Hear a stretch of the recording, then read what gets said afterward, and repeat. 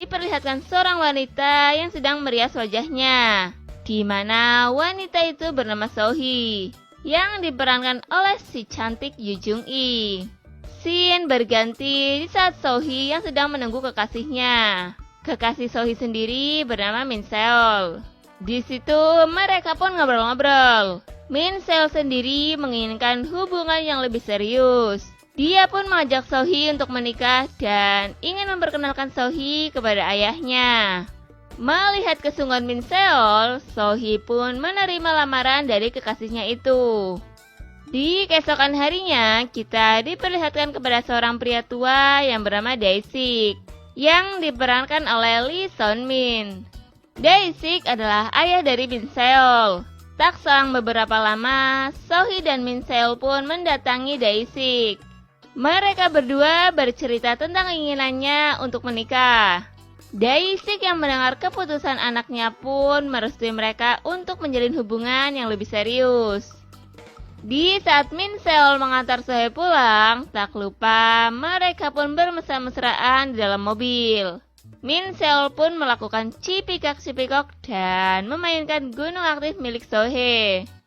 Scene berganti di saat 3 bulan telah berlalu. Terlihat Sohee yang depresi karena setelah Min Seol mengajaknya menikah, dia malah menghilang tanpa ada kabar. Sohee yang mengalami masalah pada keuangannya pun menghubungi temannya untuk meminta pekerjaan. Teman Sohee sendiri bernama Minju, yang diperankan oleh Yoo Hae-na. Di situ, Sohee meminta temannya itu untuk membantunya mencari pekerjaan. Minju pun menawarkan pekerjaan kepada Sohee untuk ikut bekerja bersama Minju di panti para jomblo. Wih, keren, ada juga ya panti para jomblo. Namun, dengan catatan Minju meminta 10% pendapatan Sohee dari tamunya. Sohee yang memang lagi dilanda masalah hidupnya, dia menerima tawaran itu. Di malam harinya, Sohee pun diperkenalkan kepada manajer panti jomblo oleh Minju. Di situ, sang manajernya pun menjelaskan semua hal tentang pekerjaan Sohee di sana. Tak lupa juga, sang manajer mengajarkan Sohee cara memuaskan tamu-tamunya. Sohee pun diajak ke sebuah ruangan untuk mempraktekannya kepada sang manajer. Ini sih akal-akalan si manajernya aja nih. Minjo yang sebagai makelar di situ pun hanya menunggu perbuatan mereka berdua dari luar ruangan. Setelah puas dengan Sohee, sang manajer pun menghampiri Minju. Dan dia mengatakan bahwa dirinya sangat senang dengan karyawan barunya itu. Iyalah, cantik seksi montok gitu. Minju yang mengetahui perbuatan yang baru saja terjadi pun menjadi ingin merasakan kehangatan itu. Oh, ceritanya iri juga nih. Minju pun menggoda sang manajernya. Ya, walaupun sudah dibolesin sama Sohee, namanya lelaki, kalau disodorin gituan mah ya langsung aja sikat terus. Dan akhirnya terjadilah enak-enak di situ. Keesokan harinya, terlihat Sohee yang sudah mulai bekerja. Dia sedang memanjakan tamunya dengan sebuah cipikak-cipikok yang manja. Setelah itu, Sohee pun menemui manajernya dan mengatakan kalau dia telah selesai menemani tamunya. Lalu Sohee pun masuk kembali ke ruangannya. Scene berganti di mana kita diperlihatkan seorang pria yang baru saja turun dari mobil dan masuk ke panti para jomblo. Di situ dia menemui si manajer untuk memesan satu ruangan. Setelah dipersilakan masuk, pria itu sangat terkejut. Karena ternyata yang akan memuaskannya adalah calon istri dari anaknya. Jadi pria itu adalah Dae-sik, ayah dari si Min Seol. Akhirnya mereka berdua pun ngobrol-ngobrol. Dae-sik bertanya kepada Sohee kenapa dia bisa ada di sini.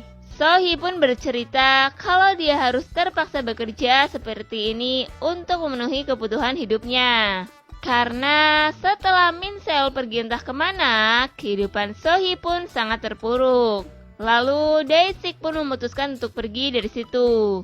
Karena dia tidak mau kalau harus dienakin oleh calon istri anaknya sendiri. Tapi Sohee mencoba menahannya dan mengatakan tidak apa, karena memang ini sudah menjadi pekerjaannya. Ya, karena memang Daesik yang sudah kebelet pun tidak jadi pergi dari situ. Dan terjadilah enak-enak di situ. Ya, namanya udah kebelet nggak mandang lah ya. Scene berganti di saat Sohee baru saja pulang bekerja. Di saat dia lagi jalan pulang, dia ketemu dengan Min Seol. Di situ Min Seol pun meminta maaf tentang perbuatannya selama ini dan ingin memperbaiki semuanya. Sohee yang meragukan Min Seol pun meminta waktu untuk memikirkan semuanya. Kemudian terlihat Sohee yang menemui Minju. Dia meminta saran kepada Minju tentang permintaan maaf dari Min Seol. Minju yang memata duitan, dia pun menyarankan agar Sohee meminta semua aset milik Min Seol jika dia ingin kembali melanjutkan hubungannya dengan Sohee. Ya, karena Sohee yang mempunyai pengalaman buruk tentang Min Seol pun sependapat dengan Minju. Di saat Sohee bertemu dengan Min Seol, dia pun memberikan jawaban tentang semua permintaan Min Seol. Sohee sendiri mau untuk kembali lagi menjalin hubungan dengan Min Seol. Namun dengan syarat Min Seol harus mau menyerahkan semua aset miliknya kepada Sohee. Min Seol yang memang pada dasarnya sangat menginginkan Sohee, dia pun menerima syarat dari Sohee. Setelah perjanjian itu, ya karena Min Seol sudah lama ingin mencicipi serabi hangat milik Sohee, akhirnya terjadilah enak-enak di situ. Beberapa saat kemudian, Sohee dan Min Seol pun menemui ayah dari Min Seol. Min Seol mengatakan kalau dia akan benar-benar serius untuk menikahi Sohee. Daesik pun merasa senang. Namun dia juga sedikit terkejut mendengar hal itu. Tapi Daesik harus berpura-pura bahagia di depan Min Seol. Iyalah terkejut, calon menantunya aja udah pernah ngenakin dia. Scene berganti ketika Sohee kini sudah menjadi istri dari Min Seol. Dia terlihat sedang membersihkan rumah. Lalu datang Min Seol yang berpamitan untuk berangkat bekerja. Tak lama setelah itu, tiba-tiba Daesik muncul dan mengajak Sohee untuk ngobrol. Di situ, Daesik sedikit memohon kepada Sohee untuk bisa menenangkan buyung-buyuhnya. Sohee yang termakan oleh kata-kata Daesik pun akhirnya menuruti kemauan Daesik. Dan terjadilah enak-enak di situ. Wah, ini sih trik garangan tingkat tinggi nih. Sore harinya, ketika Sohee dan Daesik lagi ada di dapur, tiba-tiba Min Seol pulang dari kerjanya. Di situ Min Seol ngomong kalau besok dia akan pergi bekerja keluar kota untuk beberapa waktu. Kesempatan banyak nih buat Daesik. Pada malam harinya, di saat Daesik hendak mengambil minum, dia mendengar ada suara desahan-desahan manja. Daesik pun mencarinya, dan benar saja, dia mendapati Min Seol yang lagi enak-enak dengan Sohee. Hayo, kepengin pasti nih. Keesokan paginya, terlihat Min Seol yang sedang berpamitan dengan Sohee dan juga ayahnya. Setelah dirasa Min Seol sudah jauh, tak perlu menunggu lama, Sohee dan Daesik pun langsung menggunakan kesempatan itu untuk berenak-enak. Scene berganti di saat Min Seol yang sedang berjalan. Tiba-tiba dia berpapasan dengan Min Jun. Mereka pun sedikit ngobrol-ngobrol. Namun Min Jun yang sepertinya sedikit iri dengan Sohee, dia pun mengatakan semua kelakuan Sohee di belakang Min Seol selama ini. Wah, nih temen licik juga nih. Dia juga mengatakan kalau Sohee pernah bermadu kasih dengan ayahnya. Min Seol yang kurang percaya dengan perkataan Min Jun pun memutuskan untuk kembali ke rumahnya.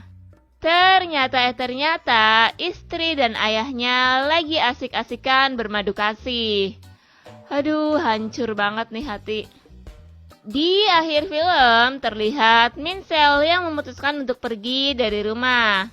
Karena memang semua aset milik Min Seol telah menjadi milik Sohee. Sekarang Sohee pun hidup bahagia dengan Daesik. Dan kini giliran Min Seol yang depresi akibat semua yang telah terjadi. Dan film pun selesai.